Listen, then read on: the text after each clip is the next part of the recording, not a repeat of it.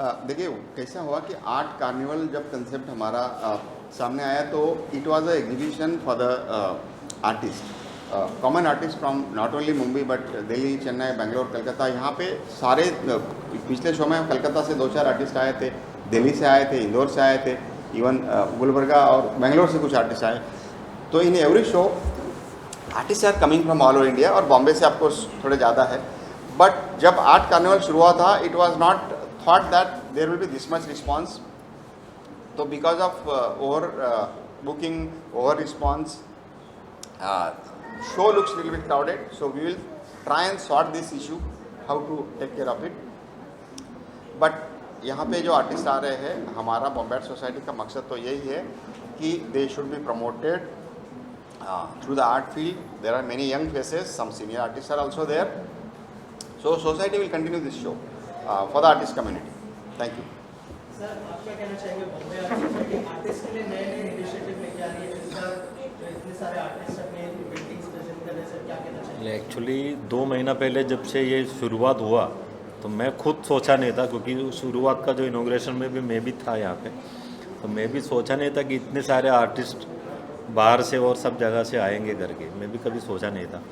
लेकिन अच्छा है, तो बहुत बढ़िया, इन्होंने बहुत बढ़िया काम चालू है, तो इस हिसाब से आर्टिस्ट भी आ रहे हैं तो बढ़िया लगता है। मतलब उनके लिए ही, मतलब जो आर्टिस्ट के लिए ही मेन तो है, उनका प्रमोशन भी हो रहा है, सब भी अच्छा हो रहा है। Thank you. सर, आप क्या कहना चाहेंगे, जैसे सर ने कहा कि गैलरी रन करना बहुत ज़्यादा मुश्किल है, आपकी क्या राय है उसके ऊपर? आर्टिस्ट जो यहाँ पर आए हैं उनके लिए क्या मैसेज होगा? बिल्कुल सही कहा सर ने, राजेंद्र जी ने बहुत अच्छा कहा कि गैलरी रन करना बहुत मुश्किल है वाकई, क्योंकि हम लोग एक जीरो से शुरुआत करते हैं गैलरी के लिए, और हमारा जो है टारगेट होता है कि इसको बड़े बुलंदी पे लेके जाना और आर्टिस्ट को इकट्ठा करना, है ना, आर्टिस्ट के साथ जुड़ना, तो बहुत मुश्किल है। बिल्कुल सही बोला। और आर्टिस्ट के लिए मैं ये बोलूँगा कि आर्टिस्ट के अंदर में पैसेंस होनी चाहिए हर चीज़ का। कई आर्टिस्ट नाराज़ भी हो जाते हैं कभी कभी, भाई मेरा काम सेल नहीं हुआ, इतने दिन हो गए मेरा काम सेल नहीं हुआ। तो जैसे सर ने बोला कि पैसेंस, तो पैसेंस तो चाहिए, क्योंकि आप भी पेंटिंग बनाते हो ना, तो उसके अंदर पैसेंस होता है, ठीक है। और हुसैन साहब ने एक चीज़ बोला था, वो मुझे आज भी याद है, और मैं हमेशा हर किसी को बोलता हूँ कि आर्ट को साधन मत बनाओ, साधना तक ही रखो। लेकिन मैं कहता हूँ कि आज जिस हिसाब से माहौल है और महंगाई है, तो थोड़ा बहुत तो साधन का भी देखना पड़ेगा आर्टिस्ट को, ठीक है। थोड़ा बहुत साधना के साथ साथ साधन भी देखना पड़ेगा। और मैं ये कहूँगा उनको, ये अपने तरफ से मैं बोलूँगा कि थोड़ा सा पेशेंस रखें, क्योंकि मार्केट कभी अप एंड डाउन चलती रहती है।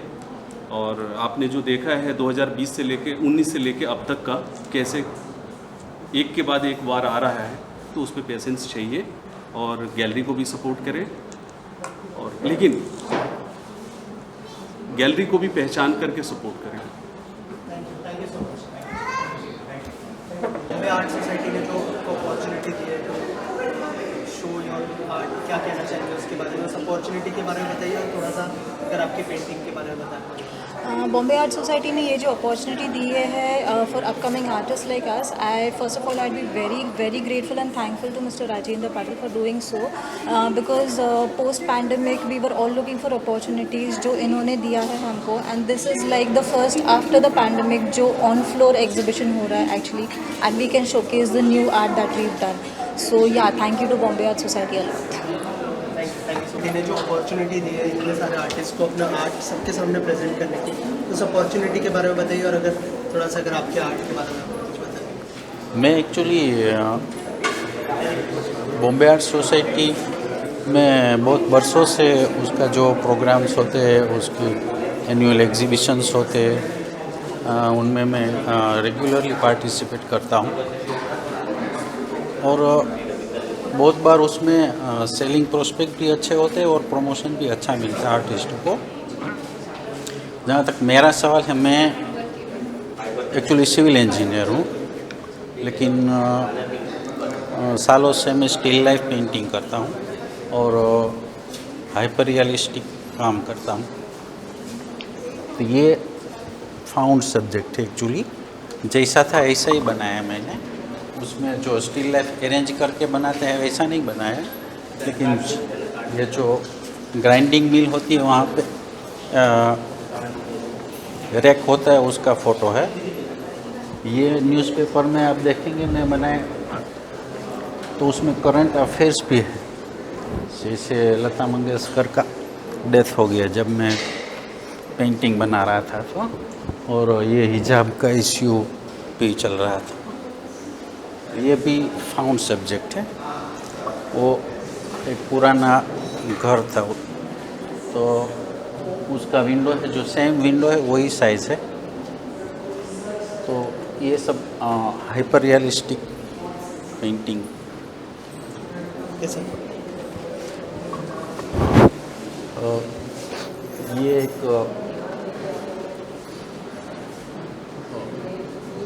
स्कैनिंग होता है एक्चुअली, स्कैनिंग टेक्निक। उससे जो रियलिस्टिक हाइपर रियलिस्टिक फ़ोटो बनता है, तो फ़ोटो में से ये पेंटिंग क्रिएट किया है मैंने।